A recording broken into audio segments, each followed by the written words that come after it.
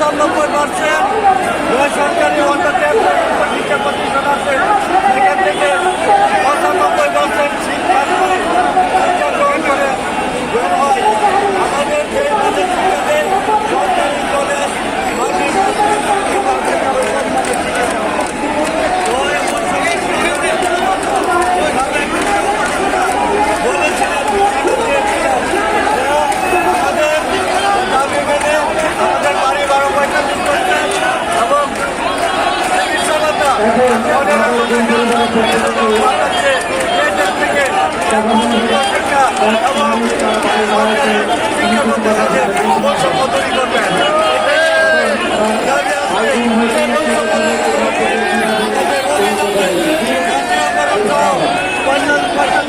বাড়ি ভাড়া টাকা চিকিৎসা আমাদের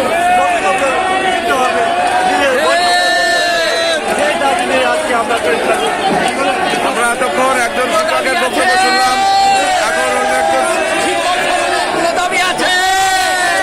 কোনটা দাবি?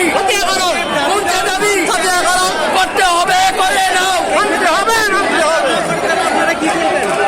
এতক্ষণ আমরা শিক্ষকদের কথা শুনতেছি বিভিন্ন দাবি দেওয়া নিয়ে।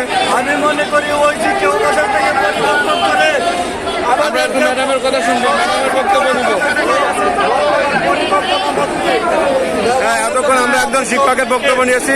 আমরা এখন মনোহরদী উপজেলা নরসিংদী থেকে আগত একজন ম্যাডামের বক্তব্য নিব। ম্যাডাম, আপনারা যে এখানে আসছেন, আপনাদের দাবি সম্পর্কে সংক্ষেপে বলবেন। আমি ডালিয়া থেকে আসছি। আমরা এখানে আসছি একটাই আমাদের দাবি যে জাতীয়করণ হোক, মাধ্যমিক শিক্ষা ব্যবস্থা জাতীয়করণ করানোর দাবিতে আমরা এখানে আসছি, একসাথে সবাই সমবেত হয়েছি। আমরা এই বৈষম্য চাই না। জুলাই আন্দোলন করার পরে আমরা সবাই আর চাইবো না যে আমাদের মধ্যে বৈষম্য হোক।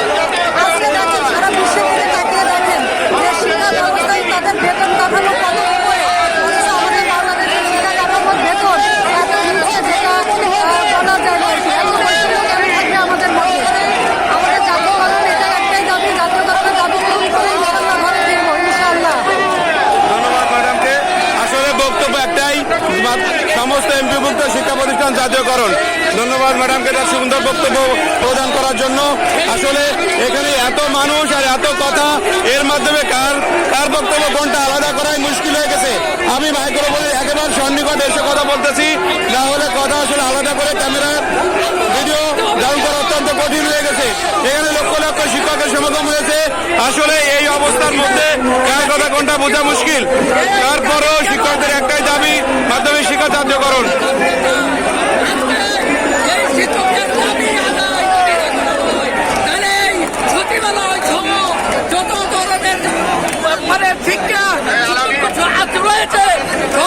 বন্ধ হয়ে যাবে শিক্ষকের দাবি পূরণ যদি না করা হয়, তাহলে বাংলাদেশে যত কর্মকাণ্ড রয়েছে সচিবালয়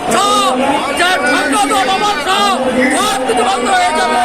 সেই জন্য আমরা চাই, আমরা কি চাই, আমরা চাই জাতীয়করণ না করে আমরা ঘরে ফিরবো না। এই জন্য আমরা জাতীয়করণ করতে হবে। শিক্ষা শিক্ষকদের যদি পদত্যাগ করতে হয়, এই পদত্যাগ করে হলেও। ধন্যবাদ শিক্ষককে তার মূল্যবান বক্তব্য দিয়ে।